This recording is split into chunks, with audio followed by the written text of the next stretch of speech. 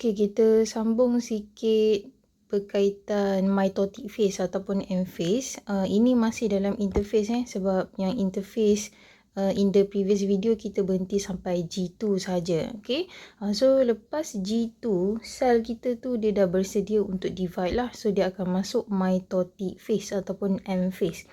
So untuk mitotic phase ni dia include mitosis dan juga cytokinesis. Mitosis means that nucleus of the cell dia start to divide, and then after the fully divide barulah berlakunya cytokinesis. Cytoplasm of the cell pula yang akan divide. So daripada 1 dapat 2. Okay. And then untuk mitotic phase saya ulang balik poin pertama, include both mitosis and cytokinesis, nuclear division and cytoplasmic division. And then untuk mitosis, we have 4 stages which is prophase, metaphase, anaphase, telophase.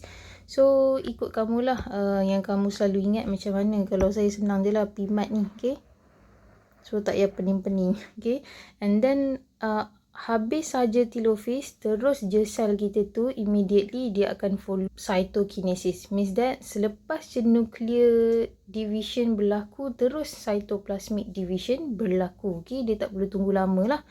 And then kenapa penting cytokinesis ni, cytoplasmic division of the cell?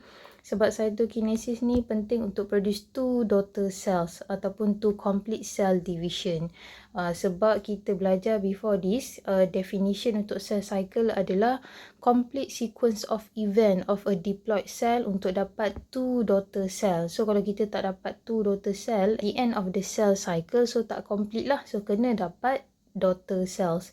Dan setiap kali divide 2 daughter cells. Okay.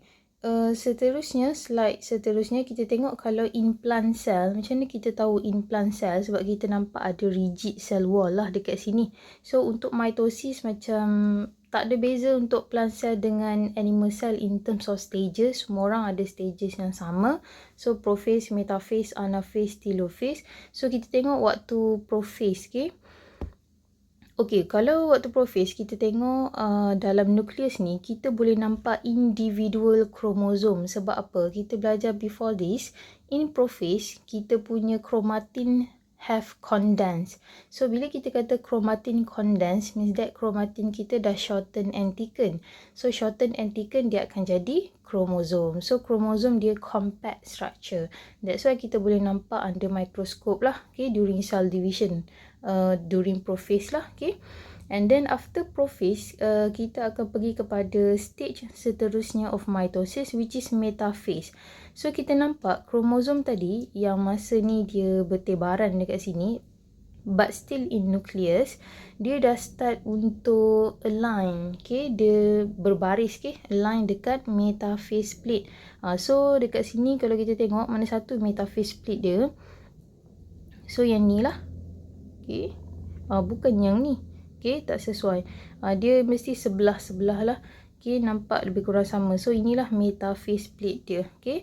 And then after the chromosome has aligned dekat metaphase plate, kita pergi kepada stage seterusnya, anaphase. So masa anaphase ni kita nampak kita punya perkataan yang sesuai diguna dekat sini adalah sister chromatid instead of chromosome. Nanti kita akan tengok proses mitosis lebih detail lah. Tapi saya beritahu awal, perkataan yang sesuai kita nampak sister chromatid separate, okay, and move to opposite pole. So yang sini pergi belah sini, and then yang sini pergi belah sini lah. And then last sekali adalah telophase stage. So masa telophase ni kita dah nampak cell wall ataupun cell plate dah mula nak form lah dekat antara satu sel ni. So di tengah-tengah lah. And then kita nampak kita punya individual kromosom dah tak berapa nampak individual. So dia nampak macam dah dalam gumpalan, okay. So sebenarnya bila habis telophase and then kita start dengan cytokinesis, maksudnya cytoplasm of cell divide, actually kita punya kromosom tu dia akan decondense. So bila decondense, dia akan jadi kromatin balik lah. Sebab apa? Kenapa kromosom ni dia kena decondense to become chromatin again? Habis saja mitosis dan juga habis saja mitosis and cytokinesis. Sebabnya kita tahu daripada yang kita belajar before this, 90% of our cell dia mesti dalam keadaan interface, maksudnya dia prepare untuk divide. So during interface, kita punya kromosom adalah dalam bentuk kromatin. Okay, so kromatin is not visible actually under microscope. Okay, dia tak nampak individual lah, so dia nampak dalam gumpalan. That's why dia akan jadi dalam gumpalan lah, so kita tak berapa nampak. Okay, itu untuk plant cell. Untuk animal cell, lebih kurang sama juga, cuma animal cell tidak ada cell wall dan kita tidak ada formation of cell plate lah. Okay, cuma kita ada formation of cleavage furrow. Cleavage furrow ni maksudnya pembelahan yang masuk ke dalam. Inilah maksudnya cleavage furrow. Okay, kalau kita tengok plant cell, tidak ada cleavage furrow sebab dia ada rigid cell wall. Okay, so untuk mitosis in animal, so macam biasa kita ada prophase, metaphase, anaphase, telophase. Cuma sebelum dia masuk mitosis tu kan kita belajar dia dalam interphase, which is G1 S dengan G2 kan, baru dia masuk prophase. So kalau kita tengok kat sini dalam nukleus ni, kita tak nampak pun individual kromosom. Sebab apa? During interphase kita punya kromosom dalam bentuk kromatin. So kromatin ni dia thread-like structure yang sangat nipis lah, thin thread ataupun thin fiber. That's why kita tak boleh nampak dia really under microscope lah. Kalau nampak pun yang macam ni, not in individual kromatin, dia dalam gumpalan juga. Okay, and then after S phase, masa interphase tu barulah masuk kepada prophase, kita boleh nampak individual kromosom lah, start untuk nampak. And then masa metaphase kita nampak kromosom ni align dekat metaphase plate. And then anaphase kita nampak sister chromatic. Guna perkataan yang betul lah. Okay, untuk mitosis during anaphase kita tak kata kromosom tu separate, kita guna perkataan sister chromatic. Sebab waktu ni kalau kita boleh gambarkan dia punya kromosom macam ni lah. Okay, so kita tahu ni kromosom, and then disebabkan dia ini ada satu centromere, so ini adalah sister chromatin. Okay, sister. That's why waktu ni kita nampak actually dia terpisah. Okay, sister yang nombor 1 ni terpisah dengan nombor 2 lah. So kalau kita boleh lukis dekat sini, dia akan jadi macam ni.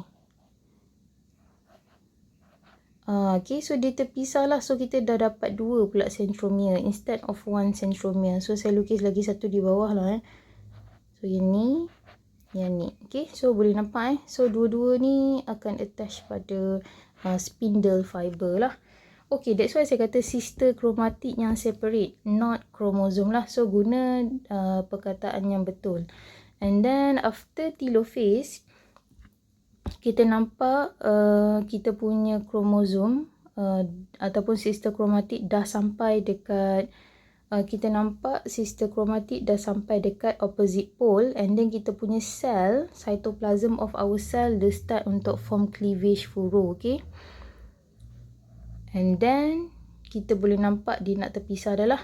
So immediately after telophase actually cytokinesis terus takes place. Okay, so cytokinesis adalah separation of cytoplasm of our cell. Okay, so itu saja secara ringkas untuk mitotic phase of interphase. Nanti kita akan masuk detail lah proses mitosis one by one.